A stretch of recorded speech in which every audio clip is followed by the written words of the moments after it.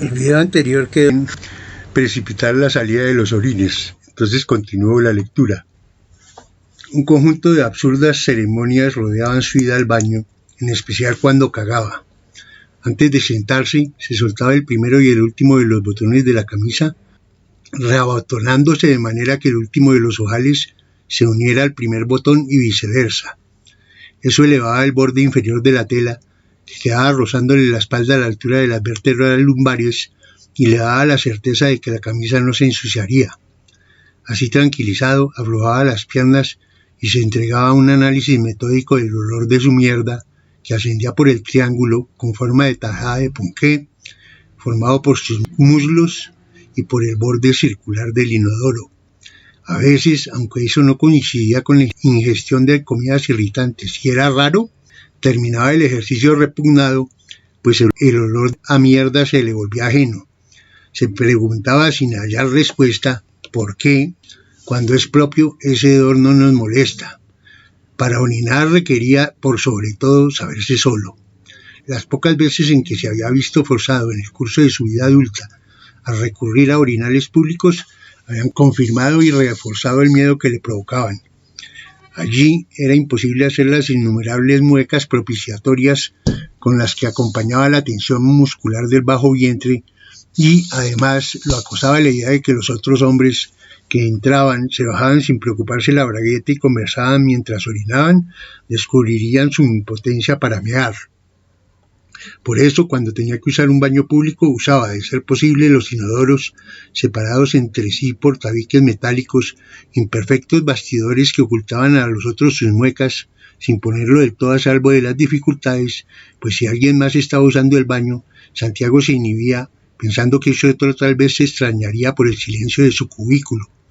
Le daba envidia que Juan Manuel, cuando le había descrito sus miserias en el baño, había calificado de adleriana del lapso corto de tiempo transcurrido para los otros entre su ingreso a los cubículos vecinos y el inicio de la meada, notificado por el ruido de cascada. Al cabo de humillantes esfuerzos para no pensar en nada y presionar abajo, lograba abrir su decepcionante chorro. Salía débil, entrecortado, y le dejaba, al final, la sensación de no haberse vaciado, que al día siguiente, al desnudarse para la ducha, la amarilla mancha de sus calzoncillos confirmaba. Otra cosa era estar uno en su baño. Ninguna oreja lo acechaba y el hueco escudo de su casa lo rodeaba, protegiéndolo. Sin trabajo empezó a orinar. A la satisfacción de estar vaciando su vejiga, se unió la de pensar que después de todo las cosas estaban siguiendo buen camino. Juan Manuel había dejado de ser, como acostumbraba a decir su padre, una pena viva. Ahora sanarían. Al terminar, regresó a la biblioteca, decidido a irse a vivir a tierra caliente. Encontró a la sirvienta en posesión de la palabra, explicándole a Andrés lo reciente de su cojera, y se sentó en el brazo libre del sillón de cuero de Magdalena. Andrés seguía en el opuesto y soltó los hombros de su madre, pues estaba interesado por las cuitas de Rosa. La expresión asustadiza de los ojos de Magdalena, en el momento en que se había acusado, había desaparecido, siendo reemplazada por un agradecido desconcierto que aumentó cuando Santiago le cubrió con su brazo los hombros. Se estaba rehaciendo, hecho manifiesto en la evidente molestia que su cara traslucía frente al desparpajo con que Rosa, liberada en su propio juicio del imperativo de hablar con cuchicheos o de callar, prudente y respetuosa del duelo de los patrones, les ponía al par de doctores en florida descripción los males implicados por su desequilibrado caminar. Los médicos, aceptando la hipocrática dignidad asignada por la empleada, concluyeron poniéndose de acuerdo. Rosa debía sufrir de un pértex.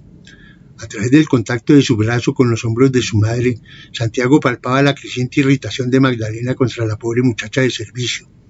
Eso lo devolvía a la infancia, a la época cuando, en la mesa, por cualquier nimiedad, Magdalena enfurecía, presa de una ira proverbial, y la emprendía contra las pobres muchachas del servicio. Iba entonces descargando, increchendo y con saña, un arsenal inagotable de insultos contra esas infelices. Infeliz era uno de los numerosos y tal vez el más suave de los adjetivos de los que su madre se servía. Fatuta inmunda, ñuca jetona, india arrastrada, ladrona desagradecida, eran algunos de los otros recordados por Santiago. Esos episodios siempre tenían lugar cuando estaban sentados a la mesa y llevaban a su padre a depositar al lado de su plato los cubiertos y a levantarse con muda desaprobación del comedor. Magdalena, acicateada por la falta de solidaridad de su marido o empujada por el impulso adquirido, se desenfrenaba. Santiago, que junto con sus 3 hermanos continuaba ingiriendo la comida, se extrañaba de que, no obstante su desaforada ira, su madre fuera capaz de rehacer con minucia feroz y a gritos para que la sirvienta que había ido a refugiarse a la cocina oyera el cuadro de la catástrofe a la que asistían. Claro, como no hemos hecho más que cebar a la asquerosa, ahí está como paga. Cuando me la traje estaba desnutrida y muerta de hambre, y ya no cabe entre la ropa la marrana. Seguro que ya se cansó de vivir bien. A estas indias lo que les gusta es aguantar hambre. La jetimorada ya se le olvidó que vivía en medio de pañales cagados sin piso de tierra. Pero así es que agradecen estas infelices. Si hasta los dientes me los debe, pues la traje mueca. Magdalena se quedaba sin aliento y, a veces de pie, otra sentada, miraba a su público infantil que, enmudecido, la observaba. Con ánimo pedagógico seguía dirigiéndose a sus 4 pequeños hijos. Mijitos, a estas mugrosas no hay que consentirlas. A palo es que el taita las ha criado y palo es lo único que estas fatutas agradecen. Es por lo que soy tan buena que estas sirvientas no me duran. Más pendeja yo, si estas indias nacieron y han de morir en el arroyo. Les gusta el barro, son de allá y se cansan de la buena vida. Magdalena parecía creer lo que decía y a esta altura arribaba a la conclusión ineluctable que al mismo tiempo parecía más allá de su entendimiento de que a la sirvienta tenía que estarle haciendo falta comer mierda. Esas explosiones, en las cuales su madre aparecía gobernada por una fuerza superior a ella, ejercían sobre Santiago una fascinación que ni siquiera el amor maternal, que con frecuencia lo ligaba a la víctima de Magdalena, perturbaba. Santiago sabía que, a más tardar en media hora, así fuera de noche, vería, iluminada por la luz que desde un poste de alumbrado público se colaba a través de los anchos travesaños de la puerta del garaje, de alto techo de su casa, la silueta de su padre alargando su brazo para pagarle la liquidación, sueldo y vacaciones. En la época los empleadores no reconocían tal prestación a las empleadas, a la pobre muchacha que, obediente, procedía a abrir el maletín o a desenredar la sábana en la que había envuelto sus pocas pertenencias para facilitar a su patrón el cumplimiento de la orden que su mujer, buscando humillar por completo a la infeliz, le había dado de requisar a esa ladrona. Su padre instaba a la desdichada a cerrar la maleta, le agradecía conservando la distancia a los servicios recibidos y, una vez que la sirvienta había salido, respiraba hondo, repartiéndole a sus pequeños hijos, siempre al acecho de la escena, palmadas en los hombros para tranquilizarlos. Santiago, que casi siempre lamentaba la partida de la infractora, sentía, sin embargo, atracción por ese tipo de escenas. Una temerosa emoción se iba apoderando de él cuando veía que Magdalena, disgustada por la falta de sal en el arroz o por el exceso de aceite en una salsa, comenzaba, con pausada rabia, a hacer para sí misma el inventario de los errores, al comienzo de su furia atribuidos a la ineptitud, pero poco a poco convertidos en inequívocas pruebas de ruindad en que había venido incurriendo la muchacha. Su emoción se volvía franca cuando su madre se embalaba. Esas orgías de furor eran la prueba de que la fuerza de carácter de Magdalena era incontenible, y el efecto de esa fuerza no se mermaba por el hecho de que, al día siguiente, su madre, convencida todavía de su buen derecho, pero ahora asustada, reuniera a una acostada, y mientras el padre, prestando una atención flotante a las palabras de Magdalena, se arreglaba para ir a trabajar, a sus 4 pequeños y les impartiera consignas de prudencia. Iba a ser necesario salir poco durante por lo menos la próxima semana. No debían alejarse mucho de la casa, ni por nada debería ninguno de los niños salir solo. El impersonal tenor de esas recomendaciones que Magdalena daba, recostada en la espalda del marco de hierro de la cabecera de su cama y con las piernas recogidas y cubiertas por sus blancas y ligeras cobijas de fresco hilo, cambiaba una vez Jaime, el padre, se iba a trabajar. Se despedía con un beso reticente, a través del cual significaba que, pese a la reprochable actitud de su mujer el día anterior, la vida seguía, y a poco todos escuchaban, desde el lejano garaje, el ruido del motor del carro y su partida. Ahora se podrían hablar las cosas a la luz del día. Sin la vigilancia del marido, Magdalena podía darle voz a sus temores precisándolos. Esas indias son rencorosas y malas, vengativas. Son taimadas y resentidas. ¿Quién sabe qué estará pensando hacerme esa asquerosa? Esa gente es perversa. Mis hijitos tienen que tener mucho cuidado. Algo espantoso puede pasarnos. ¿Qué tal que, por vengarse de mí, esa india me mate a uno de los niños? Esas plebes lo arreglan todo a puñaladas. ¿Qué tal que le dé por esconderse detrás de un árbol y esperar a que uno de ustedes esté solito por ahí? A medida que Magdalena se hacía la composición del lugar del inminente infanticidio, su discurso se volvía entrecortado por el miedo. Terminaba escalofriada. Santiago, en cambio, recordaba que el cuadro que su madre les trazaba les resultaba, aunque factible, poco probable. No porque el miedo que traicionaba la cara de Magdalena fuera falso, pues el tic mismo cambiaba, volviéndose más lento delante de la atrocidad que iba a sucederle. Pero al niño que ocupaba la cama doble al lado de su madre, disfrutando de esas cobijas de hilo que, al contrario de las suyas, se mantenían frescas estando uno acostado, y que tenía acceso al cuartico contiguo que hacía las veces de closet de sus padres, en donde, abriendo uno de los cajones y desplazando de su sitio algunas prendas, podía contemplar en silencio el Smith Wesson de su papá o probarse, tomándolos del zapatero, los enormes zapatos 3 colonas del mismo propietario. Le costaba trabajo imaginarse que alguno de los niños podría morir apuñalado. Eso no podía ser y no sería. Nada de eso pasaría. La sirvienta no se volvería asesina, se contentaría con regresar a su casa sin hacerles nada, al igual que en las ocasiones previas, cuando más transcurrirían 8 días antes de que comenzaran a salir a jugar sin precauciones. Todo quedaría olvidado. Y como en verdad así ocurría, Santiago había terminado por hacerse a la idea de que no había peligro y podía disfrutar de semejantes episodios que lo maravillaban con un encanto oscuro, pues probaban que bajo los finos trazos de su madre y detrás de su docilidad acostumbrada se ocultaba un volcán cuya explosión, capaz de arrasar con la vida pausada y ordenada de burgueses de provincia que llevaban y a la que su padre se oponía, era de suyo un magnífico espectáculo. Pero eso no era todo. El furor de Magdalena no solo se llevaba por delante las barreras levantadas por su padre con pertinaz paciencia para educarlos en un ambiente hermético que los pusiera al abrigo de la vulgaridad y de la violencia. Esos accesos de cólera eran, para hablar con las palabras de los chinos, como un rayo bajo un cielo tranquilo.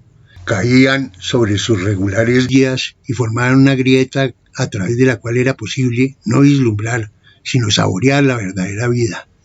En efecto, por allí entraba para Santiago la vida, la que no podía reducirse al dulce encanto de esperar el vespertino regreso de su padre a casa, ni al rutinario aunque cálido interrogatorio cotidiano al que en la mesa los sometía sobre el balance escolar de la jornada, en el que, si bien es cierto mostraba una rigurosa equidad con sus hijos, también dejaba ver un interés sincero, confirmado por los acertados comentarios sobre las particulares ocurrencias de cada uno de los niños. Eso era parte de la vida, pero tenía que haber algo más, y ese más tampoco vendría dado, pues eso no bastaba, por la promesa que implicaban las raras comidas, en el curso de las cuales su padre aparecía preocupado por problemas cuya naturaleza exacta Santiago ignoraba, pues el niño sabía que su padre desenredaría el embrollo, que en ningún caso se produciría una modificación radical que llegara a afectar sus vidas. Dos cosas consolidaban esa certidumbre. Su padre, aunque se mostraba taciturno en la comida, tan pronto terminaba, retomaba su hábito de pasar a la biblioteca y se sentaba, en compañía de los hijos, a oír música clásica. La única modificación de su habitual comportamiento era que, en tales ocasiones, en lugar de invitarlos a apreciar la riqueza para ellos oculta de la música, intentaba resarcirlos por lo ocurrido en la comida. Por esta vez, el interrogatorio cotidiano tendría como marco, no el comedor, sino la biblioteca, variación que le mostraba a Santiago que el problema de su padre no los tocaría. Jaime podía mostrarse menos atento a las narraciones de sus hijos, interrumpiéndolas para pedirles que oyeran tal o cual acorde de la música, o estar un poco ausente, preocupado por el problema que de la calle había traído, pero también en esas oportunidades los hacía partícipes en la decisión del disco que oirían, También entonces se quitaba su ropa de calle, quedando en calzoncillos y dándose a la tarea de escudriñar sin pudor el estado de unos persistentes sabañones, de los que Santiago también padecía, aunque los suyos fueran menos virulentos y que ambos apreciaban como un rasgo de carácter. Vivían en tierra caliente, en una amplia casa de estilo colonial, de una planta, cuya fachada presentaba de izquierda a derecha, además de la puerta del garaje, de amplios y horizontales travesaños de madera ya mencionada, que desde la perspectiva de un observador exterior quedaba situada en el extremo izquierdo y comprendía la puerta de entrada de la casa, que también daba al garaje, 3 ventanas. La primera, alta y delgada como una saetera, las otras 2 rectangulares. El tejado, cubierto de tejas de barro, no tenía cumbrera, incompletud debido a que, juzgando acaso, y en ese caso con buen tino, que un techo coronado por el prosaico cetro de unos tanques de agua color cal, que el tiempo y la humedad terminarían por tinturar de verde de algas y poroso negro, afearía el conjunto. Allí donde debían unirse los 2 planos inclinados que lo conformaban, se había construido un canal de calado suficiente para darle cabida a los tanques de agua que quedaban así ocultos al observador externo. En virtud del canal, la casa quedaba estructurada en torno del corredor de bajo techo que corría bajo los tanques. Quien durante el día ingresara al corredor viniendo del garaje a través de la puerta situada en la pared del fondo a la derecha, detrás de ella quedaba la cocina, recibía el impacto de luz que por su perpendicular entrada le llegaba del comedor y de la sala, sobre los cuales se abría el corredor de bajo techo. Ambos recintos estaban cubiertos por la vertiente del tejado que no se veía desde la fachada y colindaban con el patio interior de la casa, del cual estaban separados por grandes ventanales, siendo el de la sala una puerta-ventana corrediza. El costado derecho del corredor tenía 4 puertas. Por la primera se accedía a la biblioteca, y al lado estaba la puerta de un baño. Las otras 2 puertas eran de los cuartos de los niños. El costado izquierdo comenzaba solo a mitad del recorrido. Antes estaba el acceso al comedor y a la sala, y tenía una pared enchapada en madera que terminaba en la puerta de la alcoba de los padres de Santiago. El final del corredor lo adornaba una reproducción de Rubens. La alcoba de la pareja contaba también con una puerta de vidrio corrediza que daba al patio, un amplio baño de 2 ambientes y el ya mentado closet. La decoración era sobria. En las habitaciones abundaba el café, pues los techos caidizos y los pisos eran de madera, siendo blancas las paredes. El garaje exhibía, clavada en la pared del fondo, una bella y diversa colección de estribos y vasijas de cobre. La cocina, el patio de ropas y el cuarto de las sirvientas se ordenaban en sucesión tras la pared del garaje, y su existencia, aunque fueran amplios, estaba signada por la discreción que la arquitectura de la burguesía impone a todo lo que recuerda la maloliente condición humana. Desde la zona social apenas se intuía la presencia y la forma de esa parte de la casa. En el comedor de madera como en la sala, grandes esteras contribuían a preservar la frescura de la casa y a fijar el polvo en el piso, de baldosas de un rojo caoba. Las paredes habían sido vestidas con cuadros campestres que repetían en otros tonos el verde que llegaba desde el patio. Pero el cuarto preferido de Santiago era la biblioteca. A los ojos de nuestro personaje, ese era el reino de su padre, siendo su fuente de luz la ventana saetera, enmarcada por el mueble de madera de los libros. Era más oscura y más fresca que las otras piezas. La puerta de acceso estaba tirada hacia la izquierda y, al entrar, se veía en la pared del fondo, la menos alta, el mueble de la biblioteca lleno con los libros de su padre. Allí también hallaban sitio los bafles de madera y, en estantes separados, el amplificador y el tornamesa. A la derecha de la puerta había un nicho de largo suficiente para dar cabida a un adulto recostado, cuyo bajo techo señalaba la base del canal de tanques de agua. En el nicho se había ubicado un colchón forrado en una tela a cuadros de tonos claros, al igual que el resto del mobiliario de la pieza, un largo sofá y 2 sillones de madera provistos de cojines fijos. La biblioteca contaba con innumerables fuentes de luz provenientes de calladas lámparas compradas en un almacén de Bogotá, empecinado en convencer a sus clientes de que en el trópico no era obligación ser de un mal gusto alegre y que en verdad eran compatibles con el olor a picadura y a papel periódico. Así olían los libros en la época, ostentado por el cuarto, cuya pared derecha estaba decorada con mapas antiguos.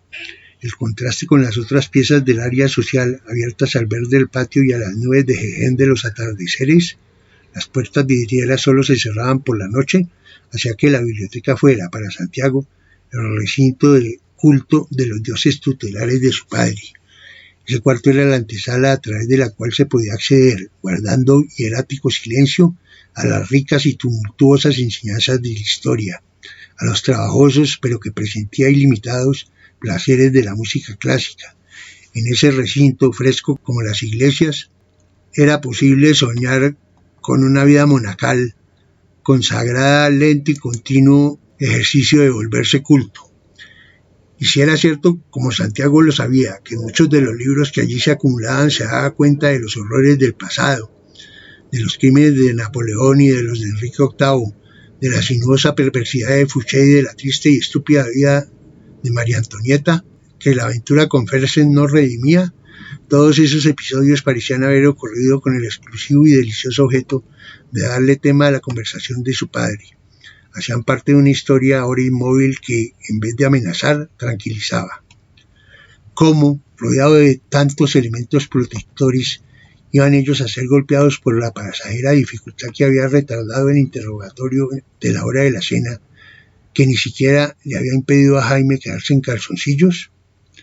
La segunda razón por la cual resultaba inconcebible que les pasara algo se derivaba de la actitud que en tales ocasiones adoptaba su madre.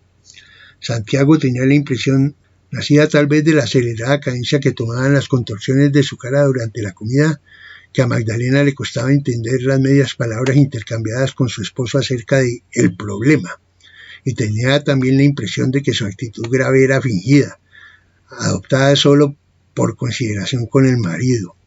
La mañana siguiente se encargaba de confirmarle lo acertado de sus percepciones.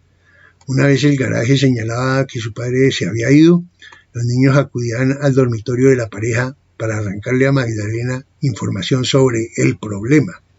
Se desarrollaba entonces una escena que tenía, para los infantes, el encanto de las cosas repetidas, siendo la mayor Carolina lideraba el asalto en el que toda la tropa infantil participaba. En coro acosaban hasta el cansancio a Magdalena para que les contara. Nunca les tocaba cansarse demasiado. Al comienzo, Magdalena desdeñaba las preguntas de los hijos, reencontrando el rostro grave de la comida y fingiendo estar absorta en la ejecución de lo imposible, pues los niños se habían apoderado de la cama, labor de arreglar la habitación, pero ante las tenaces embestidas de los hijos, abandonaba su tarea y comenzaba a argumentar frente a sus inquisidores la inconveniencia de ponerlos al tanto de problemas que hacían parte del universo adulto, para el cual aún no estaban preparados y solo con el tiempo entenderían. Seguros ya del triunfo, los interrogadores se deleitaban de verla, por guardar las formas, negarse a darles la ansiada información y persistían para facilitarle que se diera. Bien pronto, la cara de Magdalena renunciaba a la expresión de gravedad forzada, que era sustituida por una de niña necia, próxima a ser de sus hijos los cómplices de una pilatuna. Era el momento exquisito en que su madre les fijaba la terminante condición de no contarle al padre que ella les había contado. Con feliz resignación, abandonaba sus quehaceres y se acomodaba en el lecho con sus hijos. Les contaba. Pero esos relatos dejaban a Santiago desinflado. Magdalena enredaba los papeles de los protagonistas, confirmando que su tic acelerado provenía de su poco entendimiento del problema, y aun cuando era capaz de darles un recuento coherente, concluía expresando la convicción de que su esposo sabría sortear a satisfacción la cosa. Enseguida los llamarían para el desayuno, que tomarían oyéndola insistir en la necesidad de guardar frente a su marido el secreto de la traición por todos cometida. Allí, en la mesa, su madre trataba de hacerlos responsables al mismo, sino a un mayor título que ella, de la infracción a la regla que separa las generaciones. Había sido por culpa de la insistencia de los niños que había accedido a comunicarles una cosa de la que no tenían por qué estar enterados. Más valía, en consecuencia, guardar silencio frente a Jaime, que se molestaría con ellos si los supiera al corriente del problema. A Santiago le parecía gracioso que Magdalena recurriera al método de intimidación de los matones para imponerles a sus hijos la ley del silencio, tanto porque su padre no lo intimidaba, lo que le quitaba fuerza a las advertencias de su madre, como porque estaba convencido de que sus hermanos compartían la alegría que le daba hacer equipo con Magdalena para vencer, sin lucha, el tranquilo poder de su padre. Sin embargo, años después, cuando la locura de su hermano lo llevó a revisitar esas escenas de infancia, llegó a pensar que acaso Juan Manuel, que le llevaba unos 18 meses y debía por entonces tener unos 11 años, no participaba del todo del placer que el resto de los niños sentía de entrar, acompañados por su adulta madre, en el mundo de los secretos de su padre. Reviviendo esos episodios, creyó acordarse de haber visto una expresión de incomodidad y de reproche en la actitud del niño, pero desechó ese pensamiento y hasta le pareció ridículo. No iba él a caer en la señorera pretensión de encontrar, después de que una inesperada catástrofe las ha golpeado, claros signos premonitorios de la misma en las banalidades que hacían sus vidas. Lo único seguro era que el divertido chantaje del que Magdalena se servía para ocultarle la falta a su marido le confirmaba a Santiago que en verdad nada serio amenazaba la existencia que llevaban, y por eso el niño se aferraba más bien a las expresiones de cólera de su madre contra las sirvientas para tener un anticipo de la verdadera vida.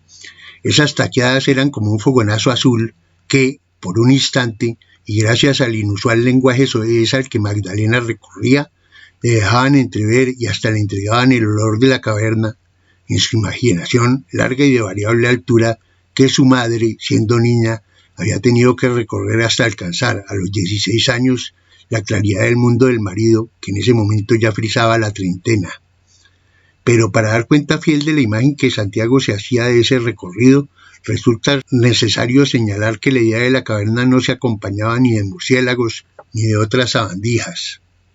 Los fogonazos iluminaban con fúnebres contornos a un hombre calvo, de ojos coléricos y verdes y de caídos hombros, compartiendo la mesa con una mujer temerosa que jamás apoyaba ambos glúteos sobre su asiento, previsiva posición que adoptaba para poder dirigirse, con la premura requerida, a la cocina para aportar en un santiamén el vaso o el plato que su furibundo marido no tardaría en pedir. En las fantasías de Santiago, construidas con ayuda de los relatos que su madre les hacía de nuevo en torno de la cama y aprovechando la nocturna ausencia del marido, explicada por una junta médica o una emparrandada inofensiva, la escena conocía sus variaciones. La mejor de todas era aquella en que el par de adultos, sus abuelos maternos, el abuelo, ingeniero de profesión, vestido con un atuendo de paño brillante por lo viejo y desprovisto en sus peores tiempos de medias por falta de dinero, y la abuela, de ojos grises, ataviada de una terna bata de dormir, acompañados de sus 6 hijos, estaban sentados en torno de una mesa cubierta por un mantel que el tamal o el chocolate se habían encargado de manchar en lugares que la implacable mirada del viejo fijaba con reproche. Los 6 niños, aterrorizados por la explosión que el ceño fruncido del hombre y sus ojos brotados, no en vano Memo lo llamaba a sus espaldas ojos de sapo, anunciaba, y que el nerviosismo de su madre no desmentía, tenían los ojos gachos, tratando de eludir la mirada del energúmeno que presidía la mesa. La tensión cedía tanto en la escena de la fantasía como en el teatro en el que Santiago y sus hermanos asistían a la representación de la niñez de su madre. De hecho, Magdalena y su público infantil se llenaban de gozo cuando, en lugar de cubrir de merecidos vejámenes al ama de casa culpable del lamentable mal estado del mantel, el viejo, que antes de haber detectado las reveladoras manchas, estaba contándole a sus hijos una edificante anécdota sucedida en la tarde, que versaba sobre el atrevimiento de un cotero con el que se había topado en una acera y que, insolente, no le había cedido el paso, por lo que con altivez le había ordenado. El viejo, caminando por un estrecho y elevado andén frente a los altos ventanales de casa de estilo republicano: «Quítate, burro, con esa carga». El cotero, que, aplastado por el bulto que transporta, apenas puede mirar al viejo: «Pero si no soy burro». El viejo: «¿Entonces qué sos, puesto que la llevas?». y que esperaba poderse explayar ante los niños sobre los desastrosos efectos que el liberalismo estaba teniendo en el sumiso carácter de la plebe, notaba con zozobra que su esposa parecía presta a abandonar el comedor en pos de la cocina y, tomando a los hijos por testigos, se preguntaba: ¿cuándo será que esta maldita vieja se sienta bien y me deja acabar un cuento tranquilo? Todos reían. Hasta aquí llegaba la variación más divertida, cuyo final empero tenía dos aperturas, desde el punto de vista de Magdalena.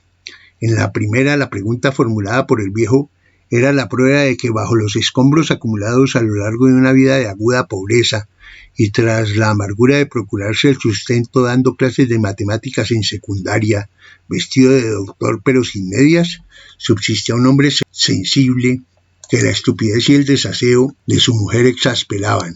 En esta apertura, la madre de Santiago no solo terminaba viendo un fin humor en el cuestionamiento formulado por el viejo, sino que los invitaba a soñar junto con ella en lo dulce que habría podido ser su infancia si su padre no hubiera sido godo y pobre y mal casado. En la segunda apertura, la pregunta era la confirmación fehaciente del carácter brutal de ese hombre que, con elaborado sadismo, utilizaba con sus hijos varones el procedimiento educativo de encerrarlos en el oscuro y oblicuo gracias a la caña brava, espacio que separaba el cielo raso del tejado de su casa, esperando a que, aquí sí, la falta de luz se asociara con las sabandijas, inevitable acompañamiento de los pilastres de caña brava para doblegar, llenándolo de pavor, el espíritu del niño rebelde.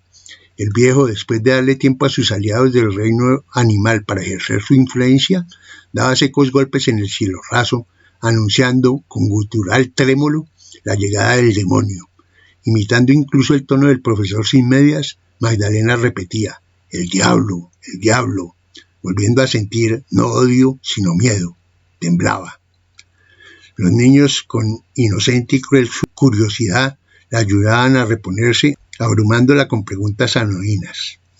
¿En qué momento podía salir de nuevo a la luz el castigado? ¿Cuál era el estado en que salía? ¿Cuál de los niños sufría con más frecuencia esa tortura? Magdalena sufría un aparatoso aterrizaje. Parecía avergonzada de haber cometido delante de sus hijos un acto obsceno y buscaba cambiar de tema, que ya era tarde, que esos carajitos se aprovechaban de su falta de autoridad para trasnocharse. Solo una vez, arrastrada quizás por la intensidad con que esa noche revivió la escena educativa, emocionada, prolongó el relato. Fue esa noche que sus hijos se enteraron que el tío Memo, el de la aldea más grande del mundo, salía privado y sufría ahora claustrofobia. La confesión despertó la extrañeza de los niños, que ignoraban lo que quería decir esa palabra y cuya natural curiosidad por entenderla se reforzó porque intuían que a través de ella y del sufrimiento padecido por su tío, un hombre alto, de músculos enormes, que disfrutaba de exhibir ante los pequeños sus amplios pectorales y que, aunque era la imagen misma de la fuerza, también tenía un sonoro tic que lo obligaba a absorber con monótonos intervalos inexistentes mocos, el pasado de su madre los tocaba. No sabían que más tarde los arrasaría. La revelación de ese secreto agudizó lo accidentado del aterrizaje de Magdalena. Privada del arma del chantaje, recurrió a la súplica. Nunca los niños debían preguntarle nada de eso al tío. Ese pobre muchacho no debía saber, tampoco él, que ellos sabían. Esa noche le mezcló a su ruego una brizna de soborno. Santiago recordaba que, en lugar de dar por terminada la sesión ordenándoles que se fueran a la cama, los acompañó a su cuarto, verificando que se arroparan bien, y recordaba también haber oído, un poco más tarde, sus dos hermanos varones con los que compartía la pieza ya dormidos, los pasos de su madre recorriendo la casa, verificando que las puertas todas estuvieran cerradas con seguro. Se durmió, animado de una dulce compasión por ella. Era este el mundo que se metía en la casa cuando su madre se enfurecía con la muchacha. Y aunque Santiago compartiera con su padre la democrática opinión de que no había derecho a infligir a una persona, por ningún motivo, así fuera alguien humilde, un tratamiento tan inicuo, pensaba al mismo tiempo que su padre no entendía, no podía entender, subido en el elevado pedestal de su niñez feliz, las razones de su madre. Él, que acudía a sus nocturnas representaciones, sí las entendía, como más tarde entendería que los empleados del anfiteatro prepararan y consumieran, en medio de cadáveres a mitad podridos, su comida. Como bien lo habría podido decir Sabato, algo va de Inglaterra al trópico. Concluye ahí el capítulo 2.